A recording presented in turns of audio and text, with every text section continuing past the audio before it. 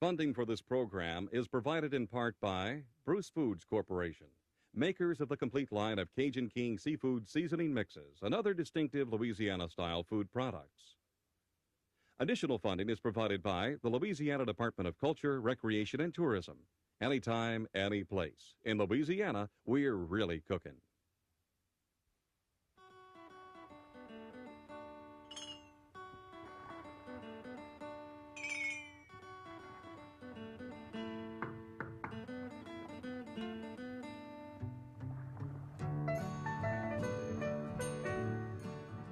Louisiana. Hi, I'm Chef John Folse, welcoming you to the bayous of South Louisiana. Today, Cajun and Creole cooking holds a prime spot in the world of international cuisine, and I would love for you to know a little bit about it. So why not sit back, relax, and join me and some of my friends as we cook up another great Taste of Louisiana.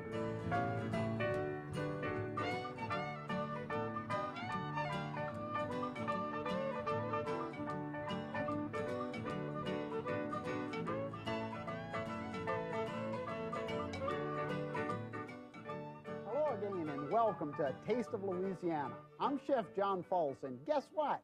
It's Christmas in Cajun country. And you know what that means? Good food, great friends, and everybody coming over to sample what you've cooked. And that's what we're going to do today, cook a lot of the traditional dishes of Bayou country. And coming to visit with me a little later is not only all members of my family, but my own dad, who's going to come out, and we're going to talk a little bit about what it was like 50 years ago in the bayous of South Louisiana at Christmas time. We're going to talk about toys and food and all the things that he may remember from days gone by. But, you know, if you look at this little bitty thing here, you're going to say that's a strange little instrument. But I'm going to tell you, this is one of the greatest traditions in all of South Louisiana. This is the bonfire that's lit up on the levees in South Louisiana around Christmas time. What you're seeing here is a bunch of guys on the Mississippi River levees building these big bonfires, and there's a reason that bonfires were built. Some say they were to light the way for Papa Noel or Santa Claus into the dark bayous of South Louisiana. Others say that it was just a way to light the way for the river road for people going to midnight mass. But here you see some bonfires. This one's shaped like a train, complete with, I guess there's cars and seats and everything else, and this thing will actually be set ablaze Christmas Eve about 8 o'clock at night. Here's one in the shape of a steamboat, one of the Mississippi paddle wheelers, and it's just set on fire, and you can see that this would, in fact, light up the way for Santa Claus into the bayous or the river road for midnight mass. These bonfires are built, I guess, from Gramercy, Louisiana, about 40 miles out of the city of New Orleans to the Sunshine Bridge in Donaldsonville. And on a cold Christmas night, December the 24th, you can imagine just how nice it is to get around these big blazing fires. You see the popping here, that's cane reed just exploding and mimicking fireworks for the Cajun boys and girls. A real tradition in South Louisiana that dates back almost 200 years. And there's a lot of people that say a lot of different things about those bonfires, but I remember as a very young kid thinking that that was, in fact, the only way that Santa Claus could come up those dark bayous and bring toys to our little bitty old Cajun cabin. But I think today I realize that around 1765, when the Catholics, the French Catholics or the Cajuns, would walk down the river road about 11:30 at night, going to the little Catholic churches, they needed a way to see as they went down those cold highways, and the bonfires were probably the way to do it. It's a family tradition. Boys will get together probably in late November and start to cut all of the woods and drag it up the Mississippi River levee, which is a dike that keeps the river from flowing onto the lands. And they start to build these massive bonfires in the shapes of everything you can imagine and light them on fire about 8 o'clock Christmas Eve night. And there's food and there's fun, festivities, music, everything going on around the bonfire. And I just wanted you to experience that little touch of South Louisiana. We talk about foods in Cajun Christmas kitchens. Well, today we're going to look at about 2 or 3 different ones. Well, we're going to look at a lot of them, actually. But one of the first ones that I want to show you today is a Cajun Glazed Ham. And this ham actually dates back again about 200 years. When the Germans arrived in Louisiana in 1690, they brought with them all of the knowledge of great ham making and sausage making and the art of preserving meats. So when the Cajuns arrived in 1756, it was quite natural that they would take one of these great hams and glaze it with all the natural fruits and vegetables of the bayous, put it into the black iron pots, and have a nice baked ham for Christmas. The only thing is that the Cajun glazed ham is different, I think, from anything you have ever seen in your life. It's a real tradition here, and I want to show you how to do it because it's so simple. First, we begin, this is a totally boneless ham, and this ham has been deboned and it's smoked, so it's a nice smoke-flavored ham. I'm going to take it and put it right down inside of this black iron pot. This is one of the old Dutch ovens, and the first secret to the Cajun glazed ham is root beer. This is 4 bottles of root beer, or as the Cajuns call it in the early days, sassafras tea. And you know, we know well that sassafras in South Louisiana means filet. And the filet powder, or the filet leaves, let me get these bottles out of the way here. The filet leaves not only gave us a very nice spice, but it gave us the sassafras tea from the roots of that tree. And there's a lot of clove and nutmeg and all those nice spices help flavor this ham, and I guess that's why the Cajuns used root beer or sassafras tea. Into that, all of the nice fresh fruits. We would have used in the early days persimmons and muscadines. They were growing all over the bayous at that time of year. However, you know, we're going to put apples in. We're going to put whatever you can find in your little neighborhood grocery. I've got oranges here because the oranges are certainly going to give it a good orange flavor.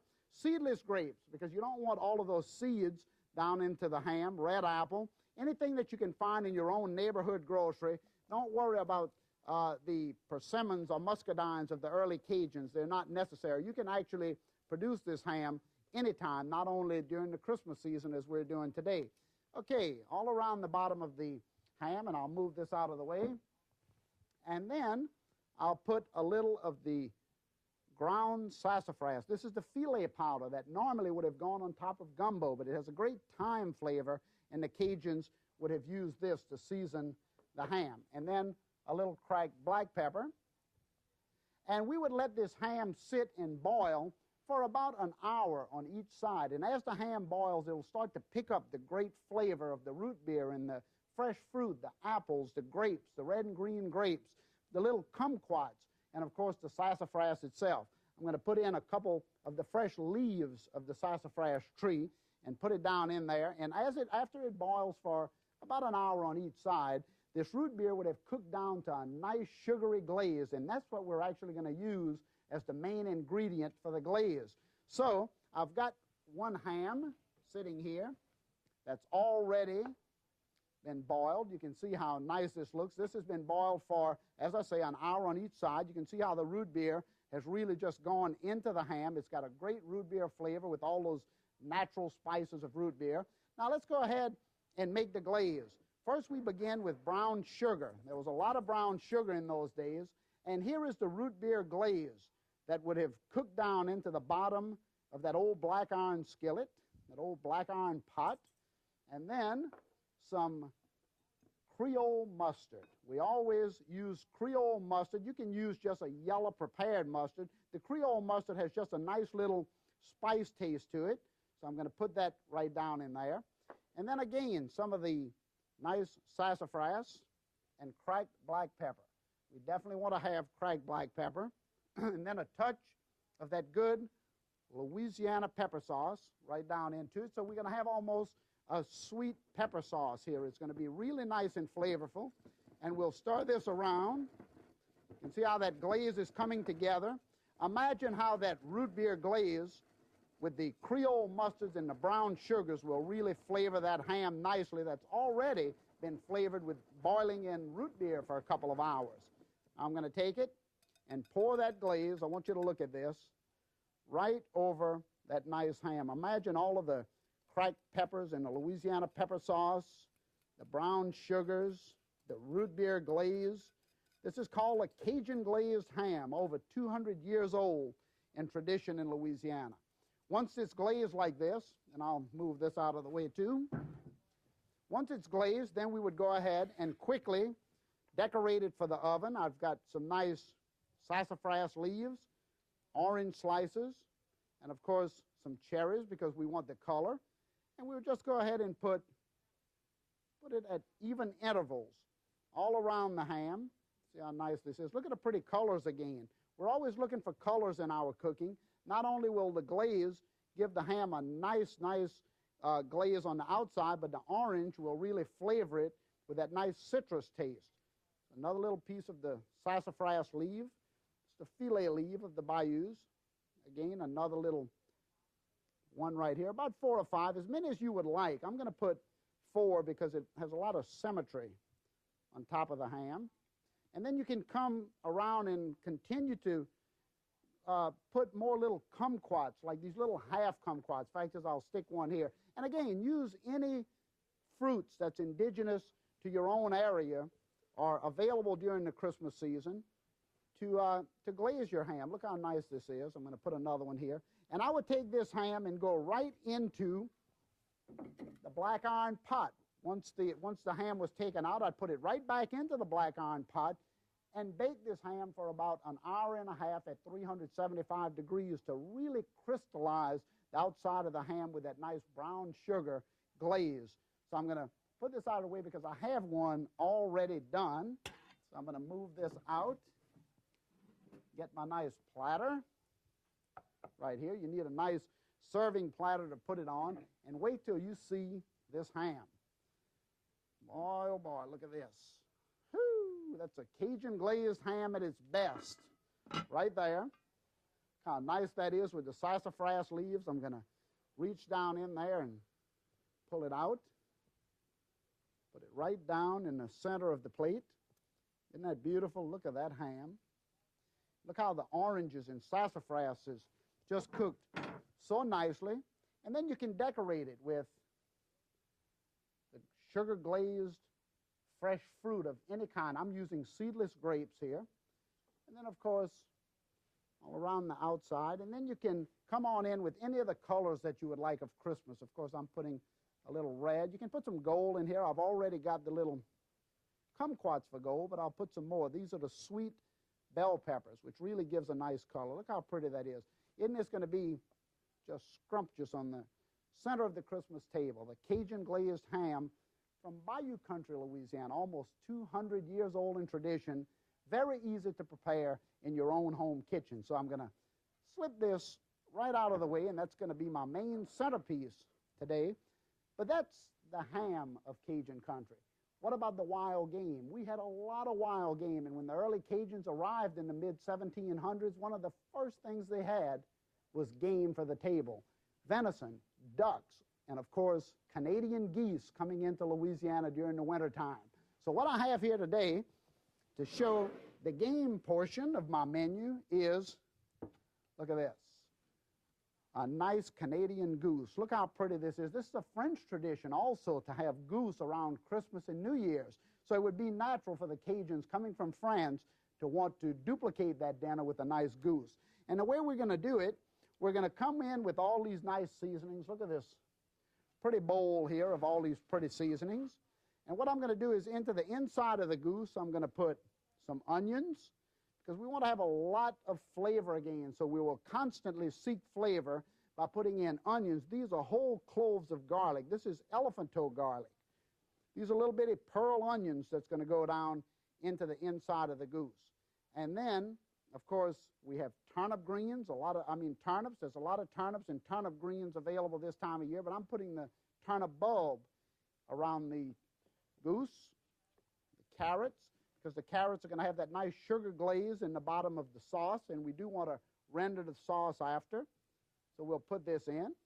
And then again, kumquats or oranges or any kind of citrus that's available in your own area. Of course, this time of year, we have a lot of little kumquats in the wintertime. And then celery, look how pretty that is. And then we're going to season it. And the way we season the goose is we're going to take some cracked black pepper right on into the inside of the cavity.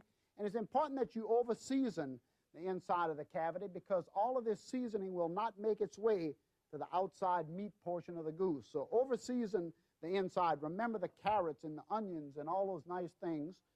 A little bit salt on the outside. And this is a very fat piece of meat, so it'll continually baste itself throughout the cooking. A little thyme, a little basil, and then I'm going to put some liquid seasonings onto it. I'm going to put a little touch of Worcestershire down on the inside as well as the outside. It'll help brown nicely.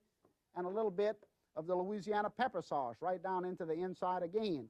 It'll be nice and spicy, but not overheated. And then for color, even coloring, a little paprika. Now to start it off, I want to put just a little touch of butter or margarine just down the front of the breast, and this will help with a nice even browning. Now again, I have one of these already done, so I want to move this out of the way. And let me get this ham pot out so I can show you this nice, pretty goose. Go on over to the oven and get it out. Oh boy, look at here. Oh, what a Christmas centerpiece. Let you take a look at this for a minute while I close that oven door. What a beautiful, beautiful thing. Now, you could have a leg of venison, you could have a leg of lamb, you could have all kind of different dishes available. But imagine this goose on the center of a beautiful platter of pecan rice dressing. Now, I'm going to get that big old fork again. The pecan rice dressing is made with ground pork and ground beef, all of those nice things. Can you imagine this? Take a look at this centerpiece for a Christmas table right alongside that Cajun glazed ham. Again, more green onions because we want the green color. And then I'll put some purple cabbage all around to put that purple look to the top of the goose. And then you can take some apples if you wanted to, and just take an apple and slice it nicely and put all around the outside of the goose. Would make really for nice color. And that's the important thing. A lot of beautiful presentation is what's important on a Christmas centerpiece or a centerpiece of the table. I'm going to take this goose now, put it right here. Imagine those two great looking dishes. Now, what would we accompany all of this with in the Cajun Christmas cabin? Well, a lot of different things. Here I have an oyster stew, the dark brown oyster stew of the Cajuns. Look how pretty this is. This is all fresh oysters cooked in a dark brown roux, and we would put it inside of patty shells. And I can just take some of these nice patty shells and fill it with the oyster stew, just like that. And boy, can you imagine one of these on your Christmas plate with a nice scoop of pecan rice dressing and a slice of that goose or ham right next to it? What a beautiful, beautiful dish, and so, so tasty. And again, typical of the bayous of South Louisiana. You can make this dish very simply by substituting scallops or lobster or anything else you may have in your own area. Don't just wait for oysters to make that dish. Put it inside of patty shells or inside of crepes. It'll be just wonderful. We have a lot of other things up here I want to talk to you about, but I've got a special fella who I want to introduce all of you to. And this guy knows a lot about Christmas in the early days of Louisiana. He's my own dad, and I can hear him walking up the hallway. So, hey, there he is. What you doing here? Boy, it smells good. Oh, boy, doesn't it smell good? Look how nice it is. Hey, that's something. What you cooking for? Where have you been? I've been waiting for you all day. I'll tell you what, you need help? Need help? How can I need help? I've been cooking about 2 hours. I thought you were going to come over about an hour ago. Yeah, but I got delayed. You know, we had a little leak in the pirogue, you know, coming through the mud. I want to talk a little bit about Christmas in the early days in the swamplands of Louisiana. I know how the Cajuns were so separated from all the rest of humanity down in the bayous. We had our own little area, and it was a beautiful area of South Louisiana.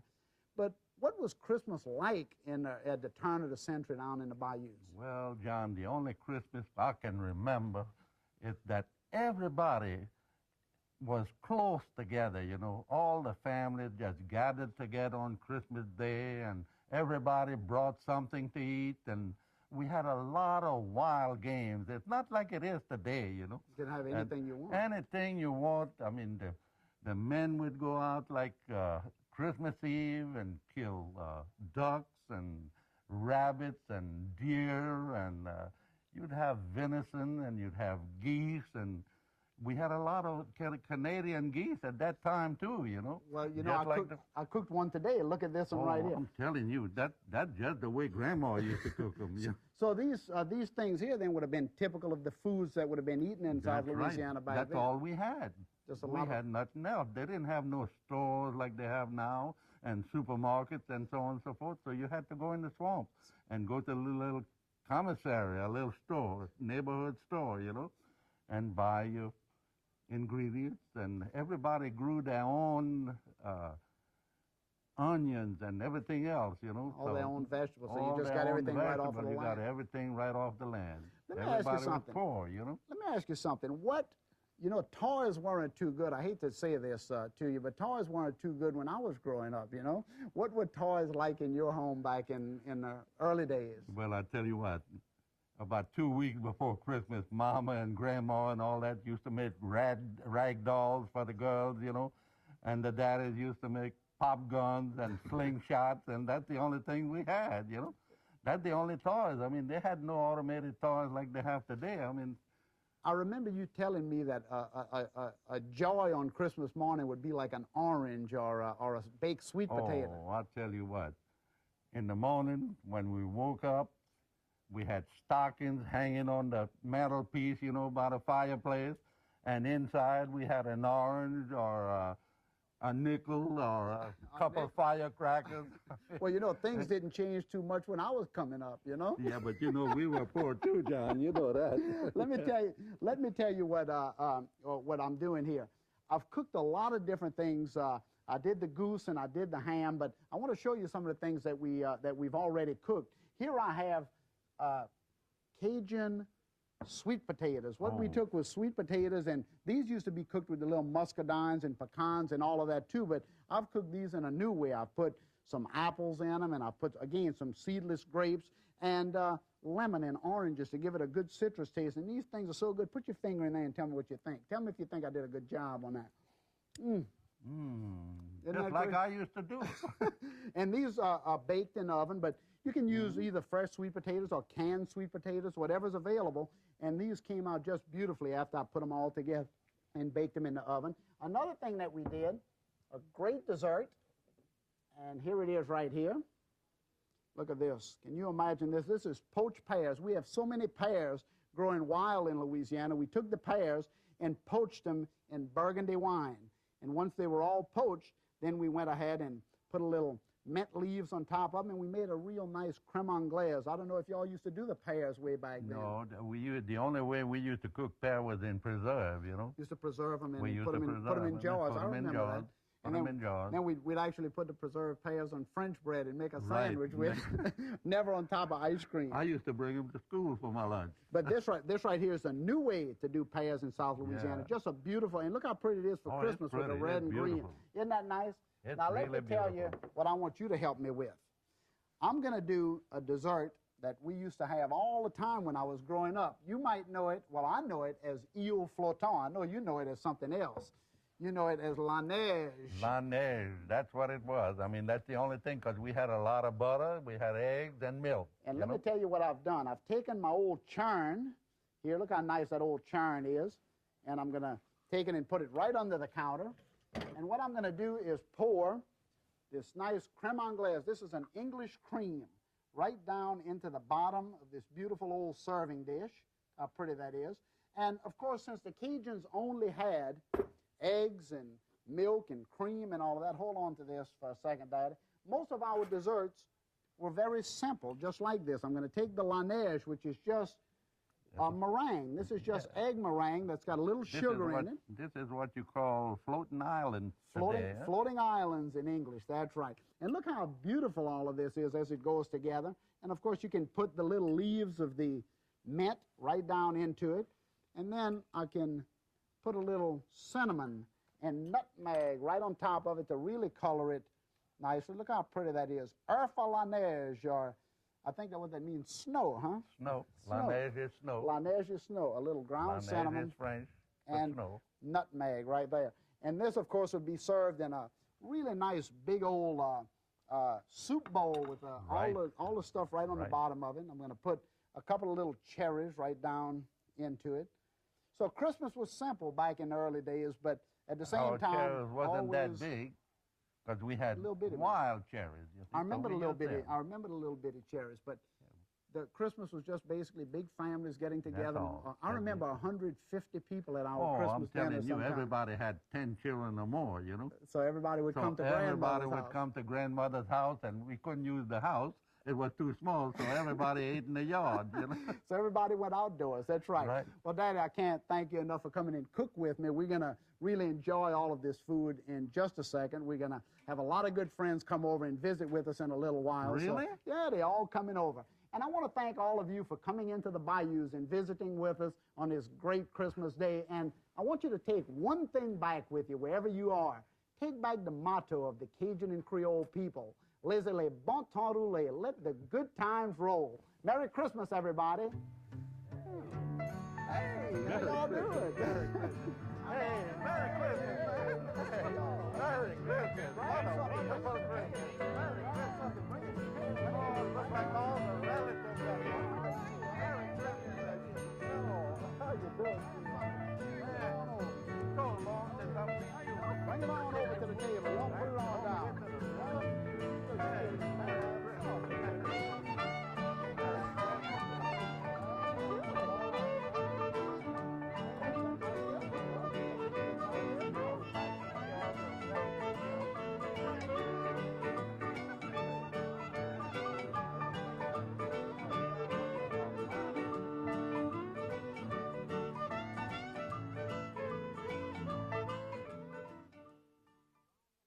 Funding for this program was provided in part by Bruce Foods Corporation, makers of Bruce's Yams and other distinctive Louisiana-style food products.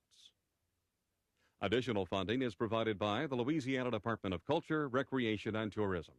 Anytime, any place. In Louisiana, we're really cooking.